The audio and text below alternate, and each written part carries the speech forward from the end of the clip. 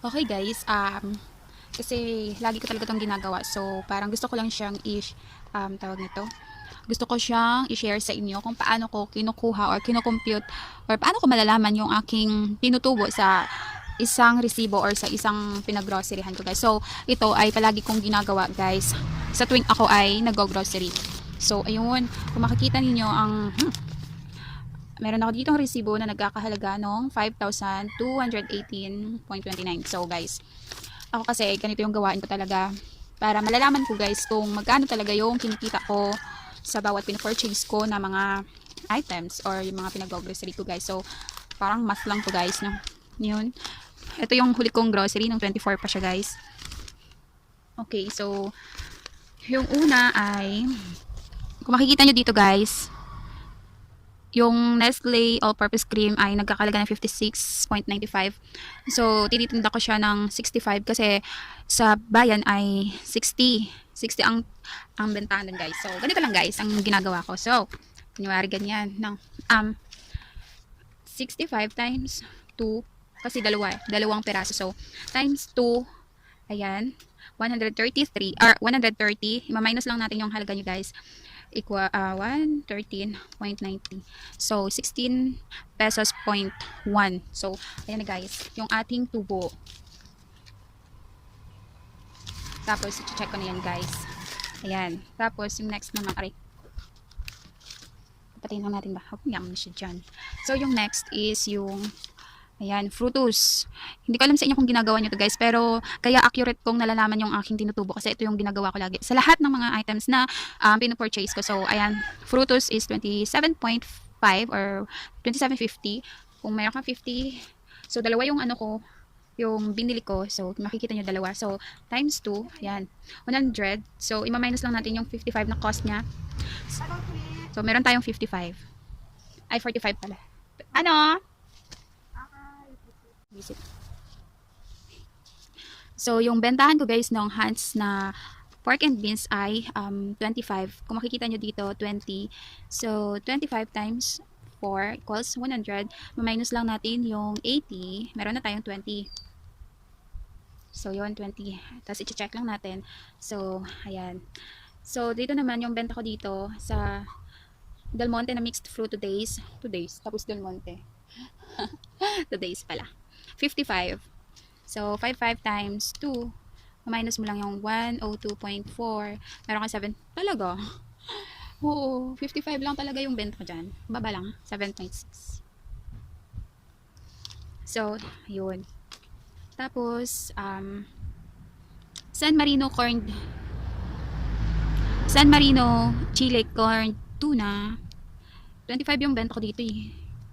Baba naman. 25. Diba yun mura?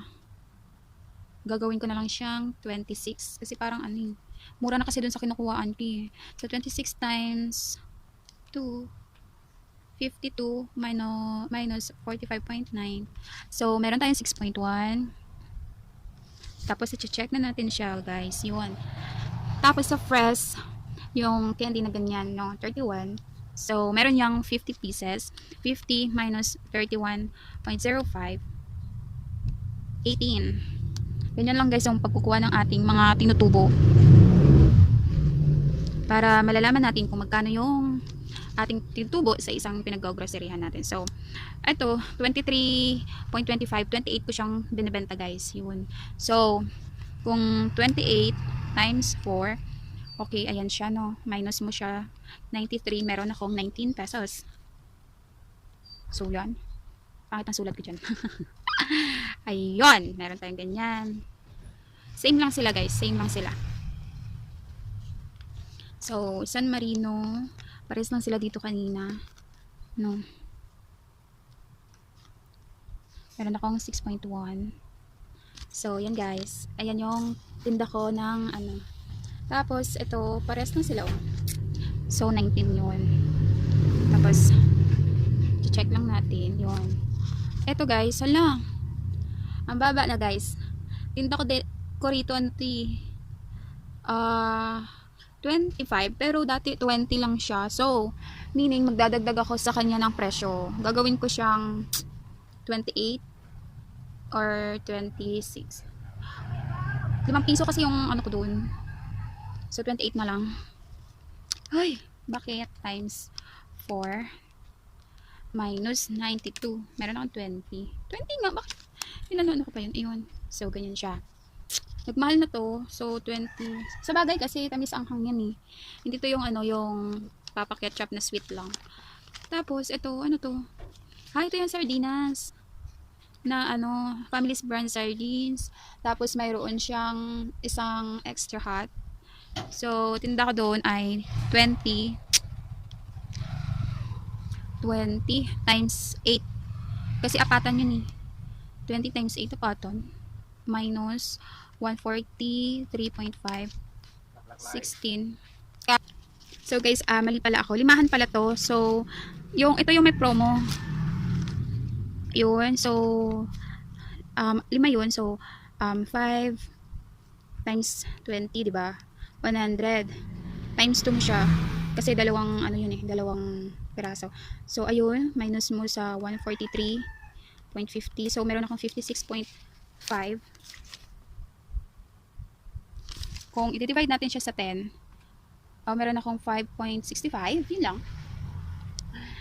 Oh, okay. Minus natin sa 20. Ito na yung, ano, yung halaga nung isang sardinas. Instead na, ano yata yan, yung mga 17 something. So, naging 14 na lang siya kasi nga may promo siya guys. So, ayun. Okay na din yun, no? Tapos, yung Lucky Me, eto guys, 22 yung bentahan ko dito niyan eh. Oo, kasi kaya yan 22 kasi pagka sa bayan, mahal pa yan ng konti. So, kaya 22. Medyo mura-mura kasi dun sa binibilang ko, kaya ganyan. So, times 2. Ay, mali. 22 times 2 minus 33.4. So, ayan siya guys. Meron akong 10.6. 10.6. Tapos, eto naman, parehas lang din. 10.6. So, yun. Check na natin. Yung hands nga, 25 times 7. So, meron akong 175. Minus natin sa 140. Na kanyang halaga, meron tayong 35 pesos. So, ayan, check natin guys, para hindi tayo malito. So, ito yung ano, yung corned beef na merong promo na isang Lucky 7. So, kasi yung corned beef, bintahan ko kasi ng corned beef ay 36. Ano? So, guys, kasi yung bintahan ko ng corned beef ay 36. So, kung ita-times natin yun sa tatlo, mayroon na tayo 108.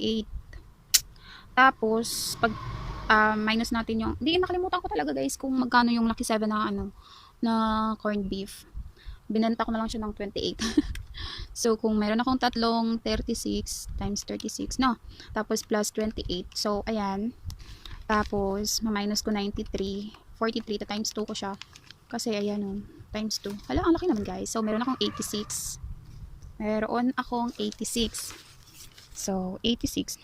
Malaki din guys. Kinikita kapag ka, ano, kapag ka may promo. So, ayun. So, tapos, ito, orange, ano to? Melon. Hindi ko to tanda guys. Mamaya, check ko kung ano yung mga yan. Melon. So, yung Lucky Me, dito tayo muna ha. Lucky Me.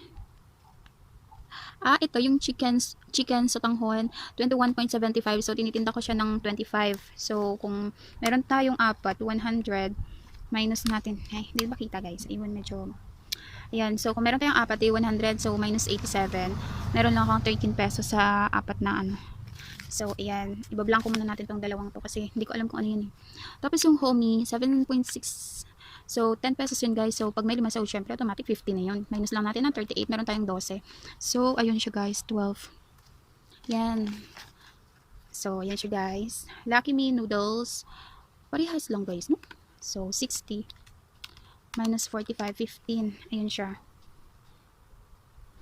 Yan. So, meron tayong 15 pesos. Tapos, ito, ganun din. Dami ko palang kinuhang Lucky Me. So, yun. Sa homie, Meron tayong 12. So, homey kasi 5 lang. So, yun. Tapos, yung tinda ko dito guys, kung makikita nyo, 11 pesos yan. Kasi spicy yan na noodles. So, kung meron akong 11 times 6, 66. Yan, 66. Na minus natin sa 48. Meron tayo guys 18 pesos. So, 18 pesos. No, ayun. Tapos, yung Lucky Me beef spicy, ganun din siya guys. So, meron din akong 18 pesos. Ayan. So, 18 pesos. Ito naman, 10 pesos benta ko dyan guys. So, 60 minus 34.2. Meron akong 25 truth. Okay. 25.8. 25.8. So, yun. Tapos, ito, bentahan ko dito ay 13. So, automatic 130 ang ating, 130 minus 100. Meron tayong 30 pesos, guys. Sa isang, Tapos, ito, creamy white. Ay, mas mura na siya, guys. So, 950 na lang siya ngayon. 950 times 10, 95. Okay, minus 130. So, 35 yung ating tubo dyan, guys. So, 35. So, yung kope ko, automatic 30. Yan. Yan. Ito, slash. Gugulitan natin yan kasi personal natin yan. So, ito din. Personal din natin yan. UFC banana. 2.75. Ang tinda ko dyan ay tawag nito, wait lang. 5 pesos. 5 pesos. So, 6 times 5, meron tayong 30. Bawas natin 16 point, meron tayong 13.5. So, yan, check lang natin siya, guys. Ang haba pa. Ayan, lang talaga siya, guys, gawin. Medyo lang siyang gawin, wait lang. So guys, medyo matagal pa siya kung iisa-isahin ko, no? So, dito na lang sasabihin ko kung magkano yung mga presyo nila. So, yung refined sugar, oh my gosh, 12.75 siya, guys. So, tinda ko dyan, 16 pesos sa kada isa. Tapos, yung dato puti soy sauce, ayan, kita ba? Or, kasi masilaw naman. Ayan, dato puti soy sauce, 9.25. So, tinda ko dyan, 12. Yung 12 pesos sa 200 ml. Yung maliit naman ay 8 pesos. Tapos ito sa silver swan na vinegar, 650 yung kuha natin. Yung tinda ko dyan ay 10 pesos. Tapos ito sa Papa Banana Ketchup, yung maliit, 3 pesos siya, guys. Tinda ko dyan 5 pesos. Tapos yung Sister's Net Side Night Use, 25.25. Tinda ko dyan bawat isa 5 pesos. Halos 5 pesos lang yung lahat ng napkins ko, guys. So, itong razor, mahal pala niya. So, siguro titinda ko lang siya ng 23. Hindi ba malinaw? Yan, 23. So, yun. Tapos yung Kojisan, akin to, guys. Ito yung gamit kong sabon, yun.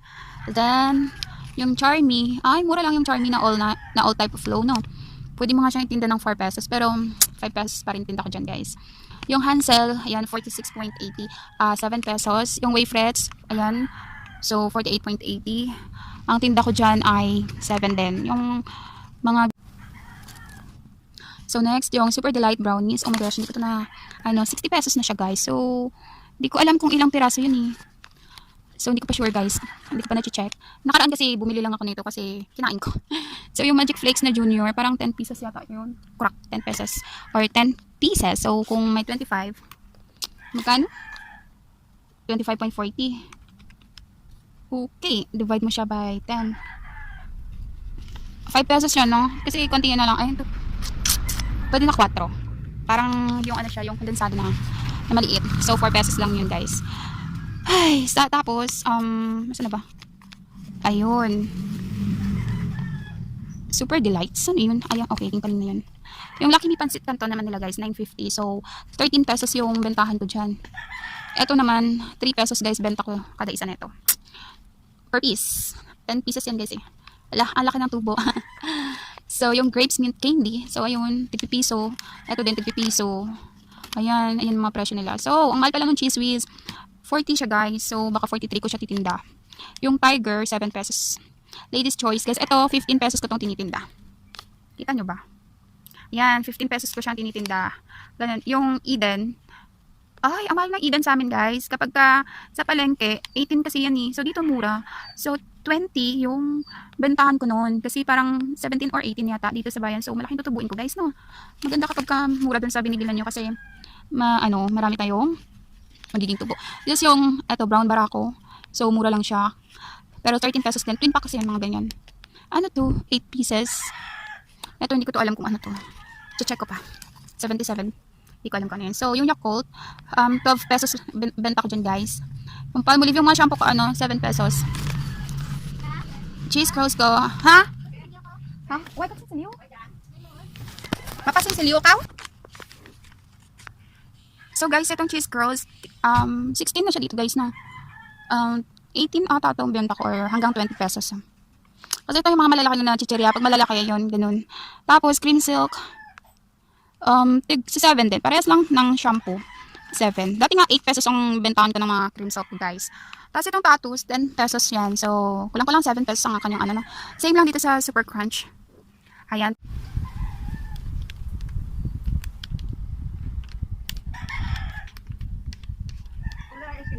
Why? Pakuki mo.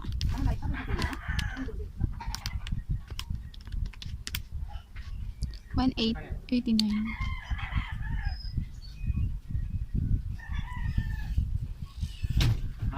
Ano?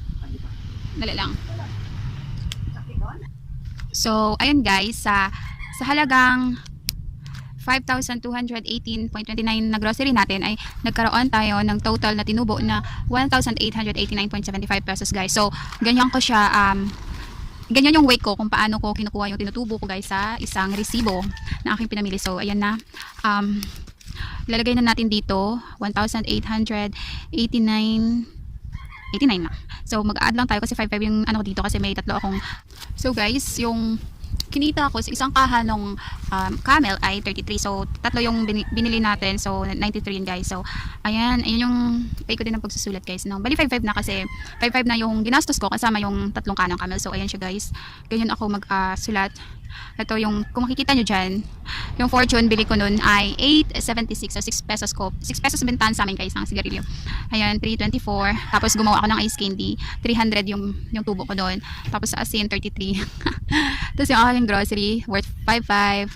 Ayan, 1.889 plus 93. Tapos, yung egg ko, guys, ayun, isang tray, 200. 8 pesos kong binibenta. So, meron akong 40. Tapos, ito yung tanduay na yung alak na binibili ko, 1 to 16. So, meron akong tinubo na 344. So, magkano lahat to? Wait lang. 1889 plus 93 plus 40 plus 344. Oh, imagine mo, guys. 2366 yung. Ayan siya, guys. So, 갑자기 내게 나타나준 너 난 아무 말